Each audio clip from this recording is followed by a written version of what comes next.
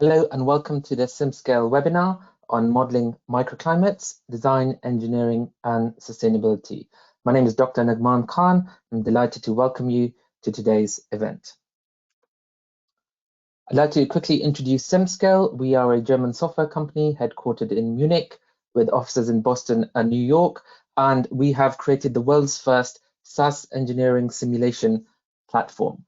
Now, what does that mean exactly? Well, we have a goal to empower every engineer and designer to innovate faster by making high fidelity engineering simulation accessible from everywhere and at any scale. Some of the things you can do with SimScale include CFD, FEA, thermal modeling and simulation. And today's application, we're going to look at specifically microclimate modeling. This event is aimed at architects, engineers, designers, those people working on buildings, master planning, urban design, and cities. We have a fantastic lineup today of speakers from Arup, from SRE, and also from SimScale. And we're going to look at how microclimate considerations impact on the design, the sustainability and planning, and also the engineering side of buildings. We're also going to have a quick look at the physics behind this software from one of my colleagues, Ricard, at SimScale. So let's get started, and I will hand over to our first speaker, Dr. Saham Saraf from Arup. Thank you. Thank you, Nagman. Good afternoon, everyone. Today I'll be talking about the design of buildings and looking into the impact of microclimates on the design of buildings. I recently worked on a small project which we looked at the impact of microclimate on the design of the building. So let me go into the context of my presentation. So here's the content of my presentation, which I'll be looking at the overall modeling methodology and some sort of model validation, and then I'll focus on the microclimate analysis. I'll look at different scenarios and go through the results of the study. So basically, with every model, regardless of what the purpose of the model, you start with kind of building geometry, looking at the kind of input into the model in the sense of energy model or thermal models. You input the profiles and thermal templates, and then you do system modeling and you go into model validation. In this scenario, model validation and looking at the different scenarios of the model analysis. So for this particular building, we had access to actual data, and we use the actual data to validate our model. So where we started is basically looking at building the model, validate the model, and then we started looking at the impact of the microclimate on the model on the building. So to analyze the microclimate, we looked at, for example, the soil analysis, and the building in question that we have here is the one in the middle. And the building is in a built-up area, and it is well shaded. So when we look at the soil analysis of the building, there was shading available already, and that had an impact on the overall energy consumption in the building. And we looked at the wind analysis as well. Because the building is kind of well shaded and in a built-up area, the impact on the wind impact on the building was not as usually kind of as seen in buildings where, for example, they are not shielded or exposed to the external wind or to the winds. I worked on buildings where, for example, we had to relocate the access point or the entry doors of the building simply because they happen to be on the windward side, or sometimes it can be a climate thing. So for example, in some scenarios, we have the wind directions in winter going in a certain angle that can have an impact on the door opening and closing and the heat transfer through doorways. But in this scenario, we didn't have that. So after doing the analysis, we concluded that where the door opening is not having an impact on the heat loss as such, and they are not in the windward side of the wind. So these are kind of the two major or small analysis that we did, microclimate analysis that we did for this building. But then we moved into looking at different scenarios of the buildings. For example, if we improve the facade of the building, I should have mentioned that this building is an existing building, and the client wanted to improve the facade of the building, or basically replacing or refurbishing the facade of the building. And we were looking at different scenarios, yeah, we have different kind of U values and G values, and we went through the process of looking at the benefit of each U value or each G value on each facade option. So here we have at the bottom we have the kind of the solar heat gain and the conduction heat gain going through the facade, and then we looked at the overall energy consumption as part of this study, looking into the different options, and again, continuing with the energy consumption, we looked at different scenarios and the impact. Because we saw from where the building is, the building is well shaded from the microclimate analysis, and the reduction in solar, there was a reduction in solar when we were working with different facade options. The reduction is not as much as we anticipated, simply because the building is already shaded, and as we saw in the microclimate analysis. And this is kind of a comparison, which is looking at the solar reduction between the three options that we had for the facade. And here again, comparison of total energy consumption, where we looked at, for example, with the current baseline, what is the savings if you have option 1, 2, 3, and the high performance benchmark facade being installed. And yeah, and then we look at the climate change scenarios as well. So we can see there is, if we look at the overall scenario or the high performance benchmark, when we look at the climate change scenario, we see there is a 1.6 reduction over a period of time for the improvement of the facade. So we looked at the, for example, embodied carbon and the operational carbon. Unfortunately, improving the facade turned out not to be the best scenario in this for this building, but actually refurbishing the facade would have been a better option of kind of saving carbon rather than having to go into kind of facade replacement. And yeah, that kind of bring me to the end of my presentation. Saham, just quickly, there's a few attendees who are saying they couldn't see the slides. Many of you can. Really sorry about this. Do try and log out and log in again and see if that works. If it's still not working, we'll make a recording of this whole webinar available to you as soon as possible after this event. Hopefully sure, by end of this week. No, you're fine, Sam. You don't need to do anything. Okay, perfect. Yeah. So we had a couple of questions coming in.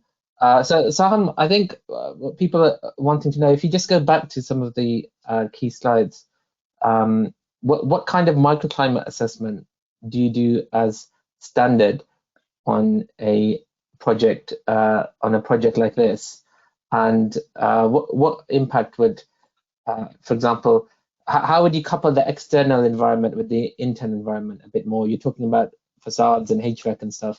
Obviously, yeah, the wind has a huge impact on ventilation and infiltration and various other types of things. Perhaps you could comment on that. Yeah, I mean,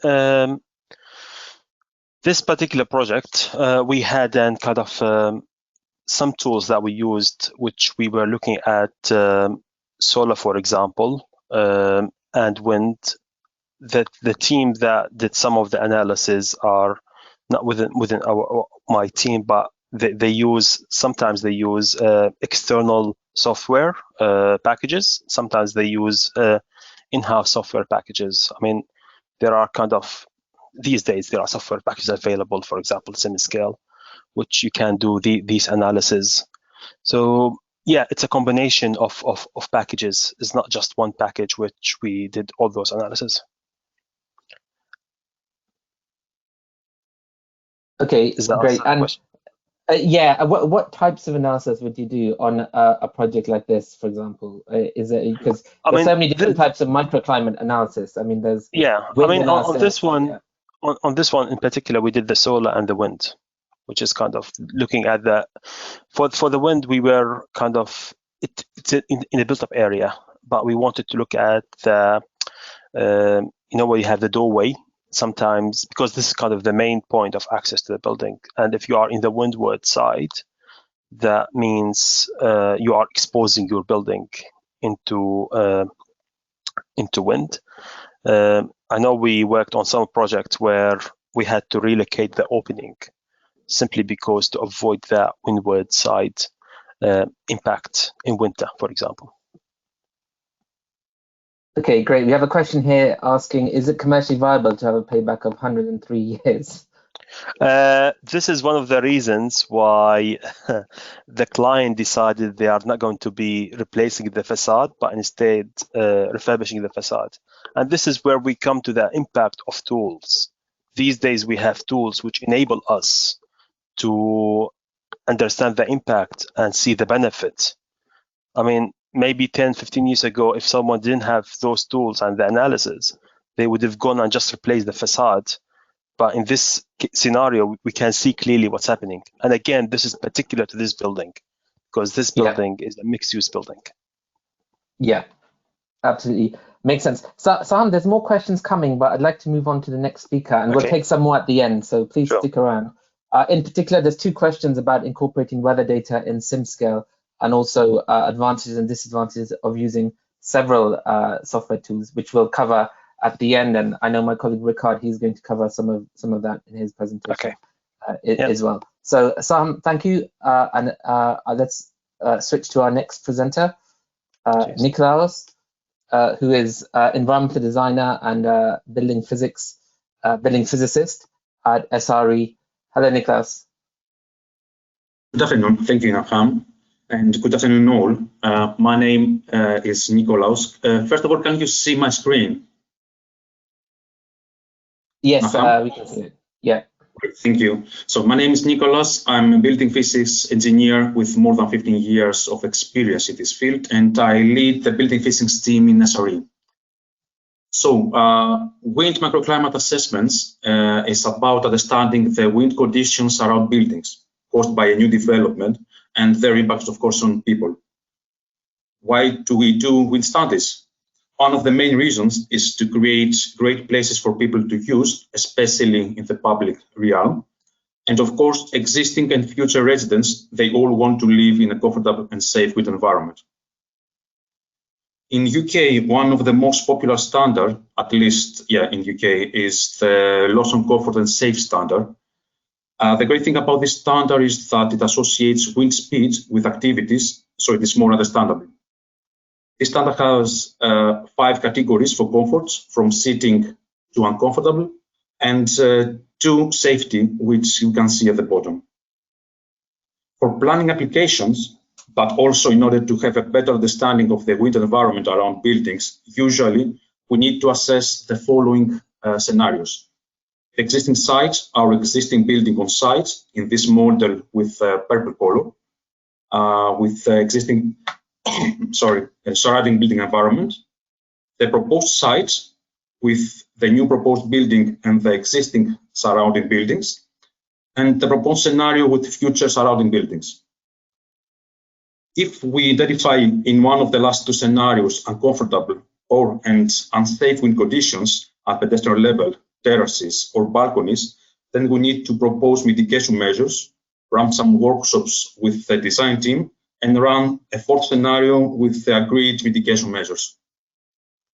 It is really important the wind assessment to start from early design stages when significant changes still can be made, and we can propose the most appropriate and cost-effective mitigation measures, such as changing building mass and position, introducing canopies, changing the height and the porosity of balustrades, and proposing panels and landscape features like trees, vegetations. So what are the benefits of cloud computing? As CFD simulations are very computationally expensive, one of the main benefits of cloud computing is that there is no need to buy an expensive PC and update the spec, of course, every few years. We can just harvest the almost unlimited power of the cloud. In this extent, we can handle much easier large and more complex models. For example, with SimScale, we can easily add porous media entities in the model and run the simulation. In this example, we can see here, we have included all the landscape design with the different tree sizes and species with the different porosities, and a lot of different balustrades in the balconies based on the agreed design, height and porosity.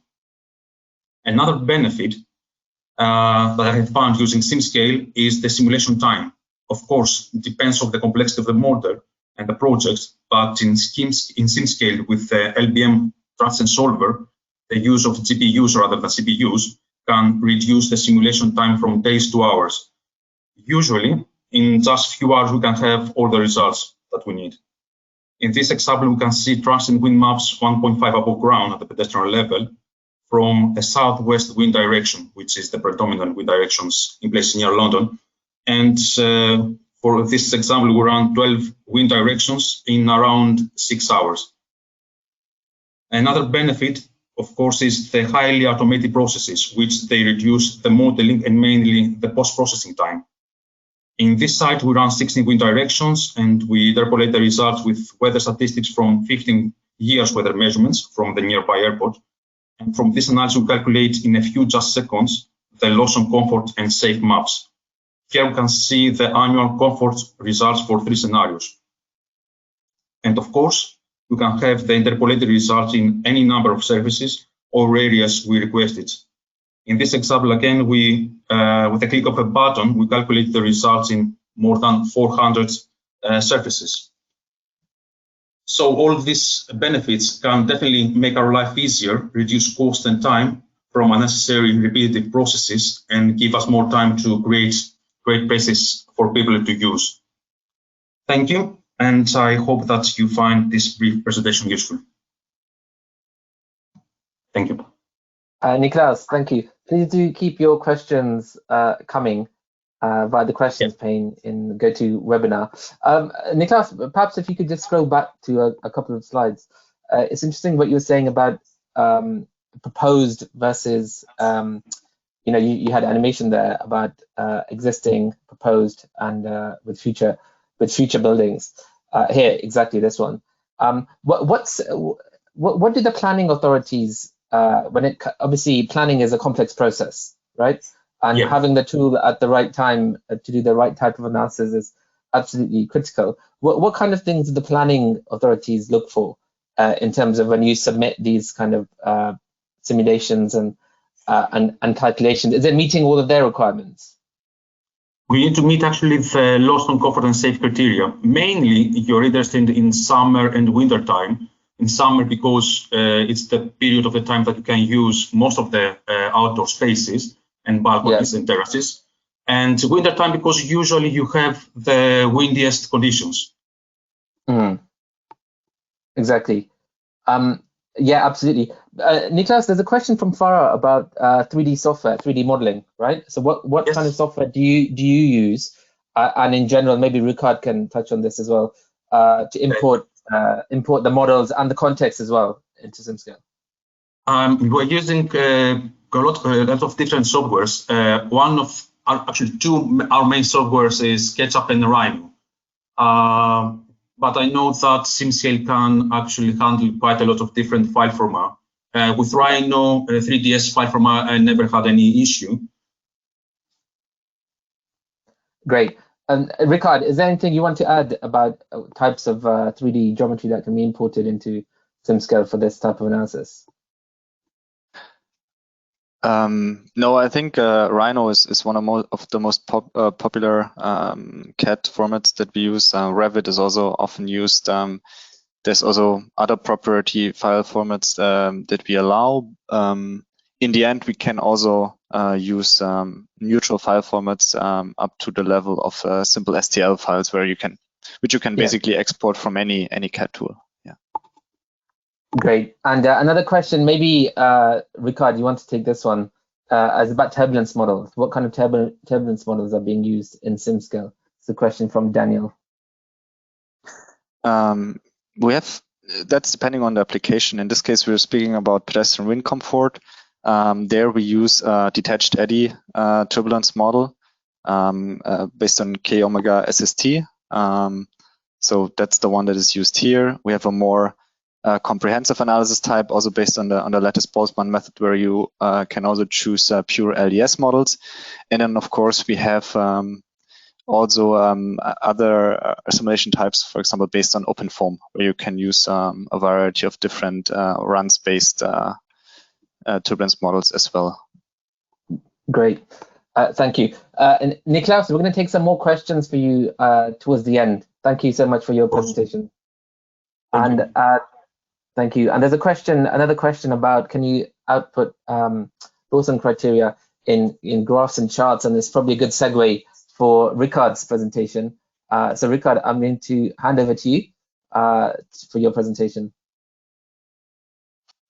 Okay, so I want to take a quick step back to talk maybe more general a little bit on the applications we have for AC, mainly on the external side, and then we take a closer look on the comfort, the pedestrian comfort studies.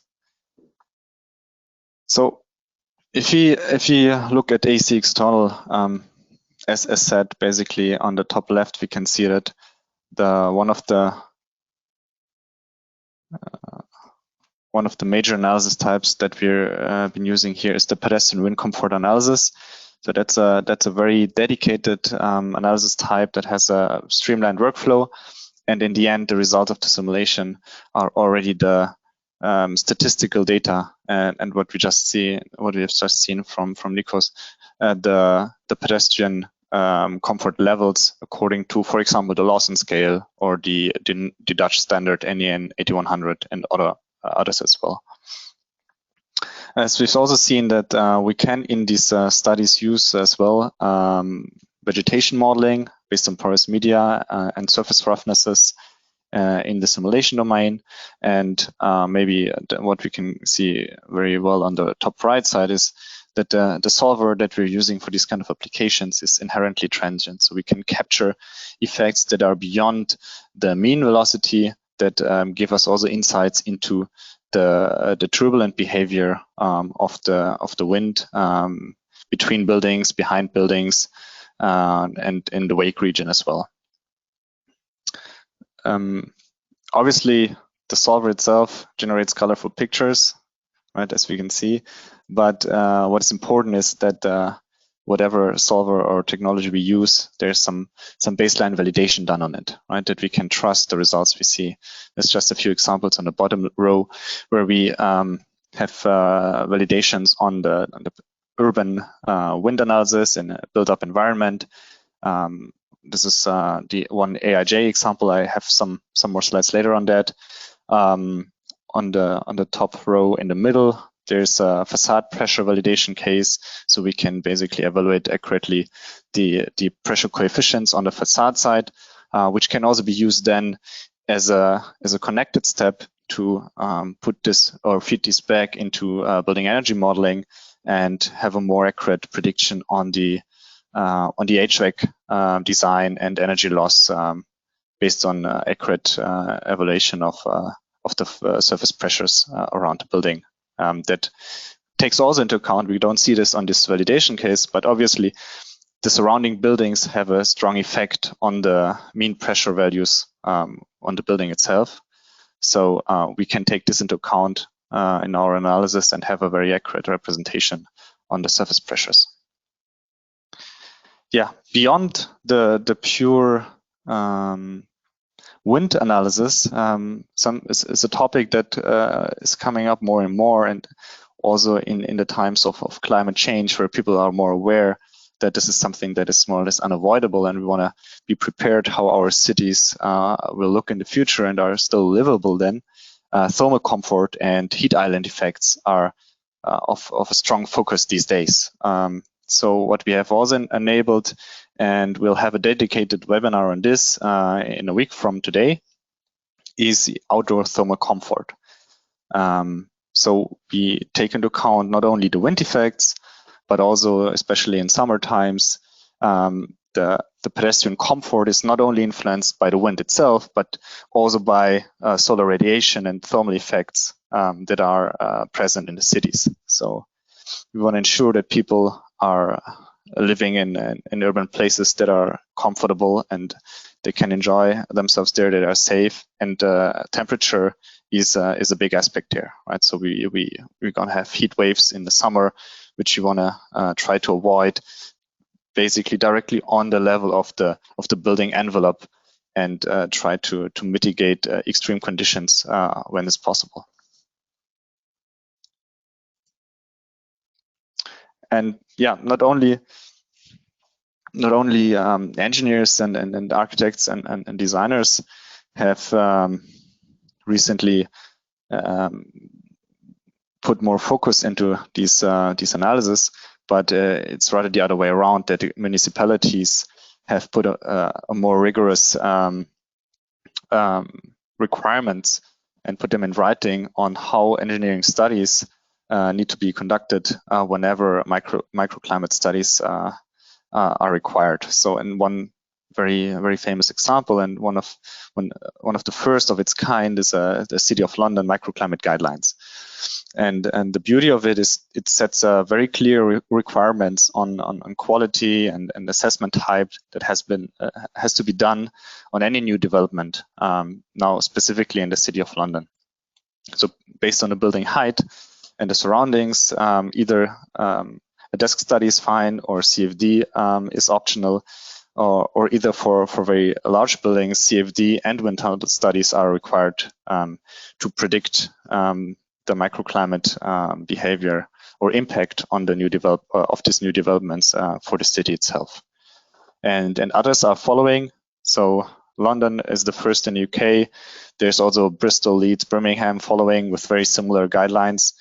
Also in other countries, one good example are the Netherlands, where we have the Dutch standard, the NEN 8100, that prescribes very detailed how pedestrian wind comfort study has to be carried out already since 2005. So that's a worldwide trend, that more and more cities have their guidelines that define how wind tunnel studies and CFD has to be used for microclimate studies.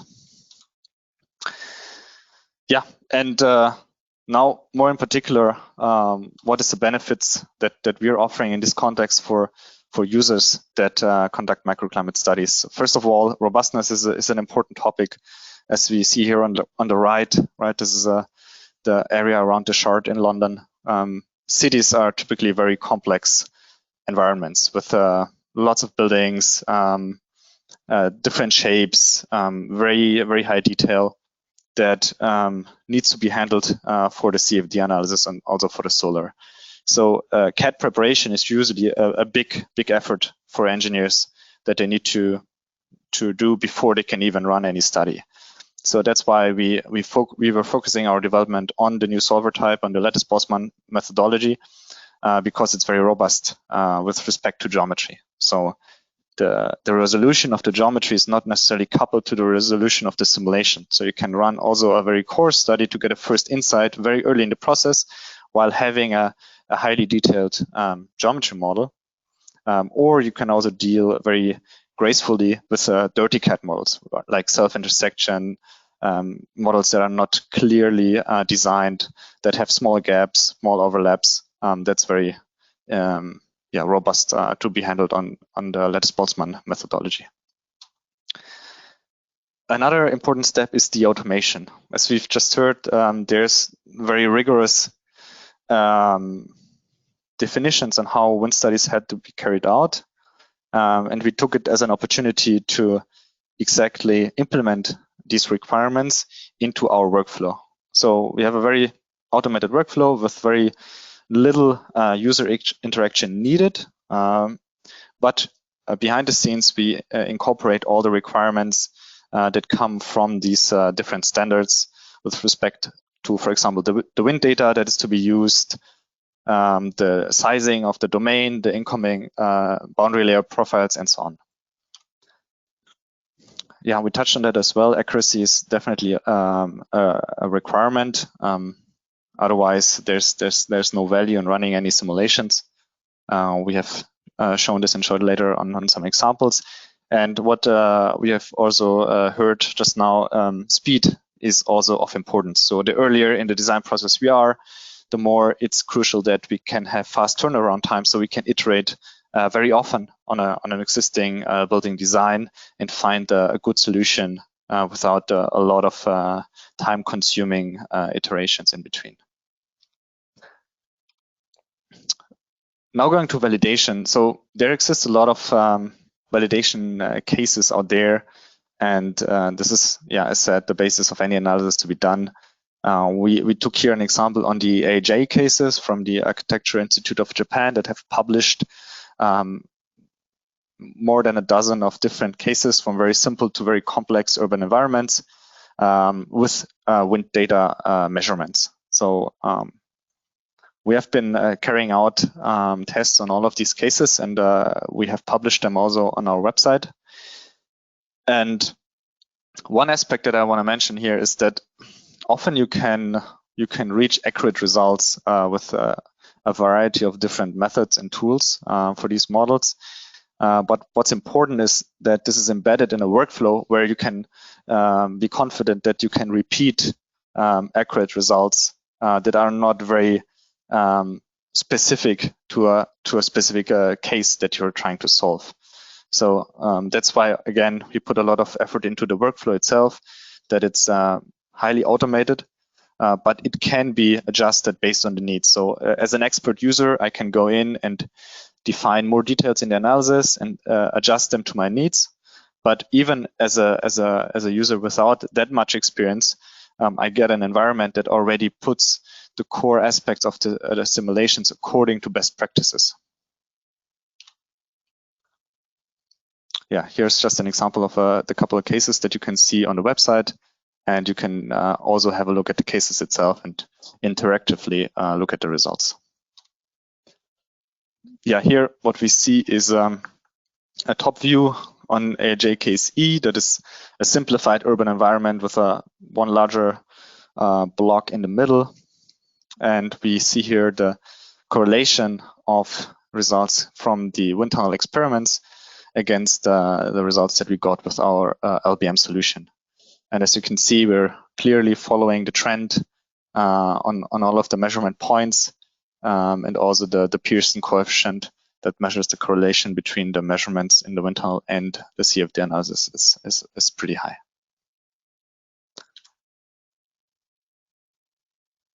Then one not the last, but almost the last topic that I wanted to touch is integration into your existing workflow. So besides SimScale itself, right? So SimScale doesn't exist on its own. There's always the CAD tool that comes before, where you get the exact data of the building of interest, but also the surrounding data, which is typically done, as we've heard, in Rhino, for example.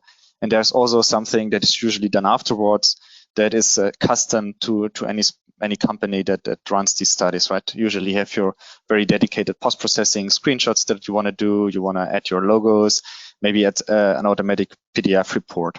And what we did is we developed an API connection to SimScale where you can use basically the functionality that we have exposed in our user interface, but develop custom solutions that automate your specific workflows. So you can start within Rhino, define also, for example, in Grasshopper, the automation to set up a simulation on SimScale based on the requirements.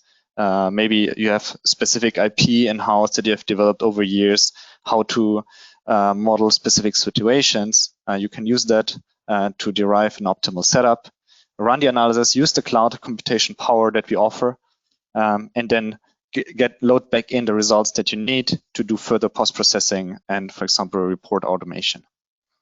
This is one aspect. And the other aspect is with the democratization of simulation in general, right? That's also something that helps by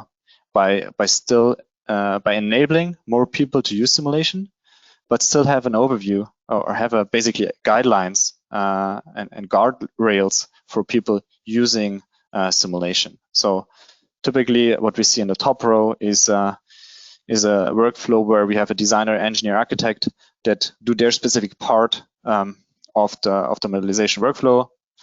And then once the scope is defined, the conditions are set, the building and surroundings are there, the case goes to the simulation expert, right? And that's the bottleneck usually in this process, where the simulation expert needs to run the simulation and then send the results back to the architect or to the engineer.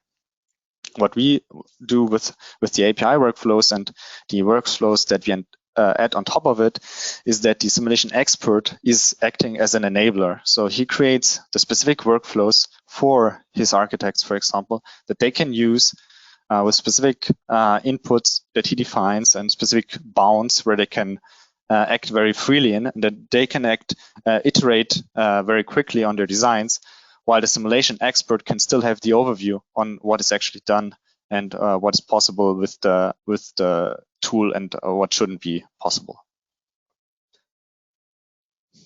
And as a result of this, we see one particularly interesting example that has been co-developed with Thornton Massetti, where they built the Thornton Massetti Core Studio built an app on top of Rhino that automates exactly this workflow. So where you have your Rhino geometry, you have a set of very limited parameters in a very stepped workflow that you can define, and it directly takes the geometry out of Rhino, sets up the analysis, runs it on SimScale, and then returns back the results into your Rhino workflow. And the designer or architect doesn't even need to leave his preferred tool where he's a day-to-day user and an expert. And yeah, just as an example, a sample result that you can get out of it, right, where we have the transient animations on the wind around a couple buildings, where you can see the transient effects that was done with the app itself.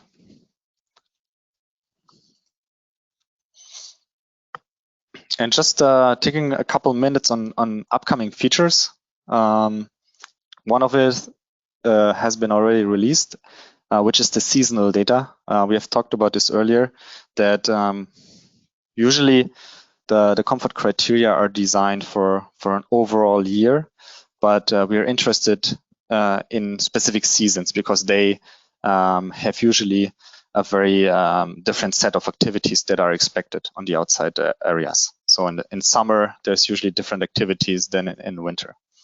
And what we can do now on SimScale is once your annual simulation is done, you can very quickly add another set of weather data to the simulation and just re-evaluate the CFD results that have been already computed based on the new wind data.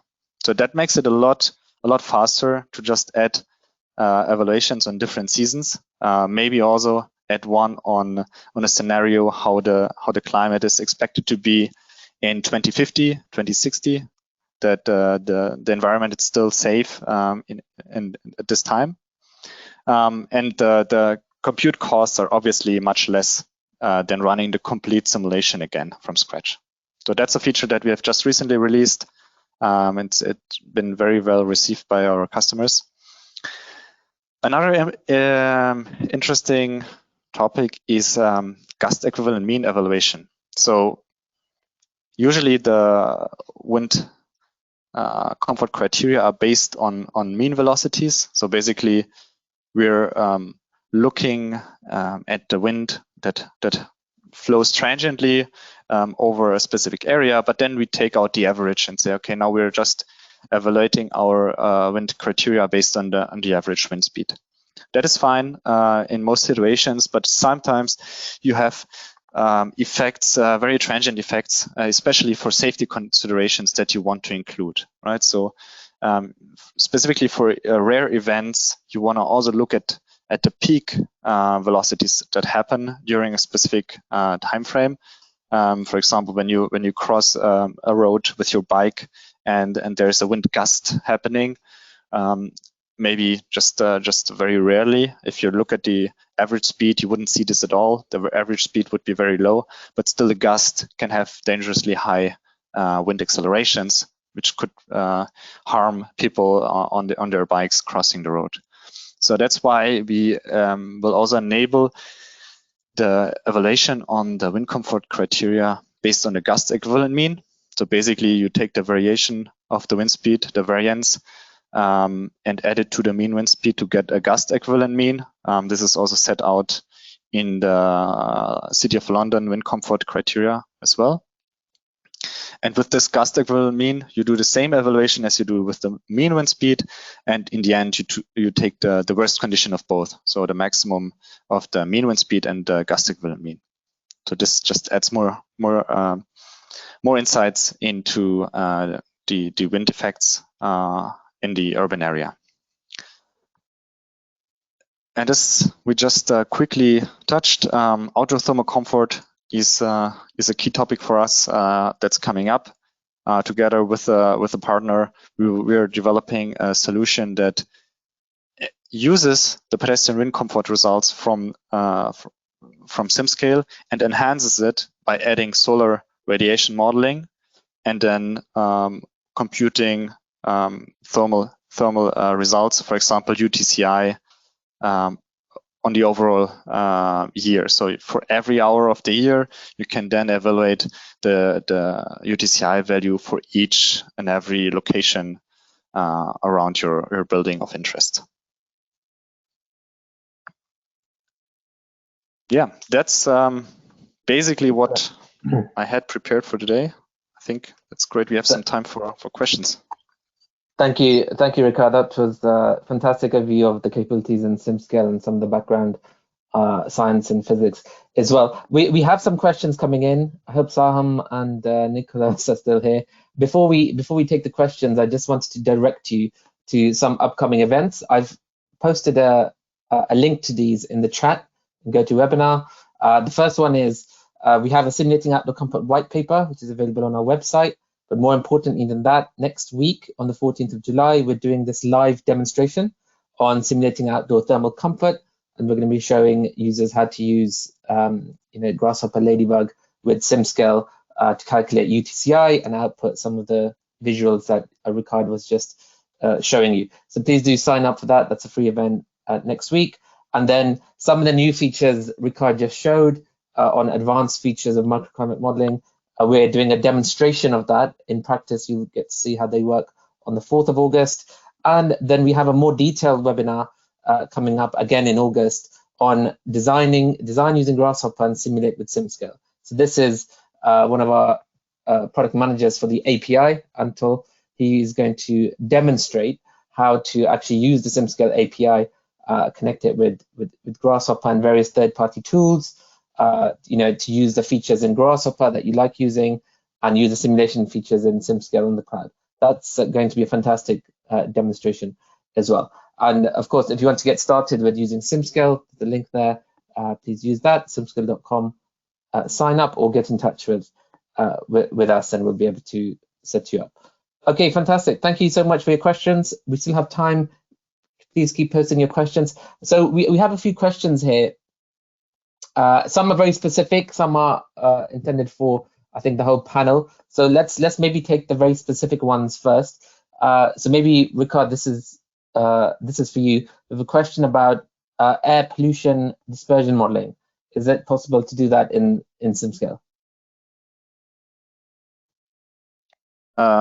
Quick answer, yes. Longer answer, we have, as I said earlier, different analysis modules on SimScale available.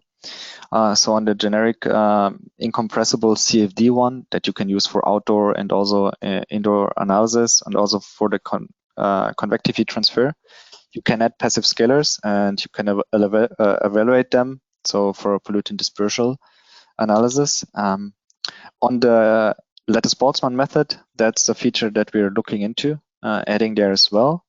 For now, you can use it on SimScale with the open foam-based analysis types, so incompressible convectivity transfer. Great, thank you. We have another question about U2CI, the Universal Thermal Comfort Index analysis. Takes the wind speed for each point of the grid. So what I would say, Farah, is we have a white paper, which I'll send you the link to on that has more details. And please do sign up for the 14th July event next week, where we'll do a live demonstration of that, and we can go into more technical details of external comfort modeling and the U2CI. A few of you have asked if we're going to share the presentations after this event. Yes, we will. So you will have the recording to this whole webinar, and we'll make some of these links available to you as well in a follow-up email, which should be at some point tomorrow or Friday at the latest. But it will definitely be this week. Okay, I think let's take a more generic question. This is for Saham, and this is for Niklaus as well. So Ricard touched on the compliance aspect, which is obviously very important, compliance and planning. And we showed the example of City of London. City of London was, unique in the sense it was the first one to really codify these as compliance requirements, right? Whereas before, it kind of always straddled the performance criteria. Now it's become compliance and mandatory to do these types of analysis, including very detailed CFD analysis. And we've seen other jurisdictions as well, other cities replicating this, not just in the UK, but globally as well. So Ricard mentioned Leeds and Bristol. So a question to Saham and Niklaus. Maybe you can go in that order, Saham first and then Niklaus.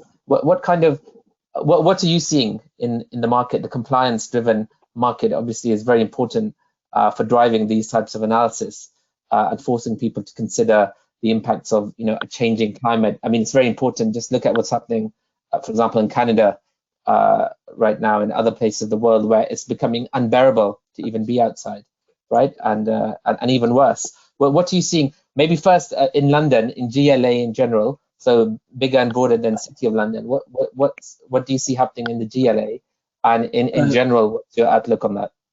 I am aware of the new requirements. One issue though, I still haven't worked on building in London for some time. So yeah, I've been working on international projects mainly recently. So yeah, I haven't seen that, but I'm aware of the requirements. Maybe Nicholas, better place to answer the question. Yes, I have experience. I don't have experience in the City of London. Most of my studies that I've worked is based around City of London. But again, most of the municipalities right now, when you have a high building, they require microclimate studies. They require more detailed studies in order to prove that you are creating a comfort and safe environment. So I can see that most of the municipalities are interested more actually now in wind studies and thermal comfort studies than previously. Yeah, Ricard, I know you talk to lots of people around the world as well, SimScale customers and other people interested. What are you hearing about more compliance standards being developed and implemented? Yes, I mean the standards that are coming out is usually very late when we get to see it. But what's before that happens that municipalities ask more often for these kind of studies. It's not a requirement, but from time to time they ask that for if they're worried that the environment might not be safe or there might be particular issues. We see that often with respect to wind in the northern European regions, Sweden, Norwegian, and also with respect to thermal comfort. There's definitely in France, Southern Europe, but also in the Middle East and in Singapore and others, other very, very large cities. Thermal effects are for now the more important driving factors for microclimate studies. Yeah, absolutely, and we're seeing more and more of that, where some of the very big projects that happen not just in the UK but abroad, that it's a must to see external comfort analysis. And I guess that the key advantage of SimScale and simulation in the cloud is the wind analysis component of UTCI can be quite difficult and time-consuming and cumbersome, especially when you have to do multiple wind directions in sequence. With SimScale, you can do, for example, 12 or 16 wind directions in parallel in hours rather than days. So that if you're, especially at the early design stage, if you're trying to get through lots of different design scenarios, it's great to have a tool which is on the cloud and it's fast. Okay, fantastic. Thank you for that. Please keep your questions coming in. We have a couple more minutes. We have another question here. Again, let's open this up for the panel about collaboration in teams. So you all work in multidisciplinary teams. You'll have building physicists, you'll have sustainability team members, you might have engineers. And Ricard actually showed a really good slide. Ricard, maybe go back a couple of slides on the API workflow one. This one, yeah, this is great. So this was a great example actually about design automation and workflows, implementing that in larger teams where you have different disciplines. You might have architects, you might have engineers, you might have the building physics and sustainability people. Maybe start with Saham. Again, you work in a huge organization, Saham, with dozens of different teams spread over geographically. How easy is it to coordinate and collaborate on projects where you need really quick thinking, iterative thinking, iterative design scenarios, and obviously having access to a cloud tool with collaboration features built in would be an enormous advantage. Yeah, definitely access to the cloud is something really powerful because multiple people can work on the same item or on the same piece of work at the same time. It's really, really powerful. And working remotely as well from everything that's happened in the last 18 months, and just being able to access a powerful software like this, just username, login on any web browser. Indeed. Again, a big advantage. Yeah, indeed. And Niklaus, how about yourself and the kind of teams you work on? Yes, in reality, actually, the problem here is the stage when actually we are being involved. If we are involved in early design stages, then definitely the collaboration can happen much easier, and you can definitely much easier create better environments and do changes. But often we're being involved in late in the design stage, so where you cannot do a lot of things. Again, when it is happening, it's great that we can have quickly and easy access to web browsers and remote access and cloud computing, where you can calculate quickly your simulation and share your results with the design team. Excellent. I think it's a good point to end would be, Ricard, maybe you can tell people, just share the key points, what the API will enable users to do with SimScale. The API might be new to a lot of people, and what it actually is and how it works. Not just SimScale, any other API, right? It's about connecting tools together. Ricard, what's the key advantage for our discipline, AEC, of having an API here? Yeah, AEC is very particular because what is often the case is that you have many different tools coming together in a kind of process where a tool is is a very good has a fit for one specific job to be done in the whole chain, right? So you have many tools that do one job, then there's the next tool that does the radiation, then you do glare, and then you do microclimate, wind, and then you add solar, right? So the API is a way to build workflows that automate these steps, that bring tools together, that couple tools together, and yeah, basically enable the use of a diverse set of expert tools very efficiently, right? As I said, right, simulation is one part. There's many other parts in the workflow, and ideally each single piece is integrated in the larger scope, and that way you enable a very quick iteration and turnaround time for very complex projects. Exactly. Thank you, Ricard. And if you want to see more about that, we have some specialist live demonstration events coming up. Please do sign up to those. I think let's end it there. Thank you again to our guest speakers, Sam from Arup, and Niklaus from SRE, and Ricard from SimScale. You're welcome. Yes. Thank you, Sam. Thank you, Niklaus. Like I said, we'll follow up later in the week with the recording and some links. Thank you all for joining. I hope we answered your questions. If you haven't, please do get in touch with us and enjoy the rest of your day. Thank you.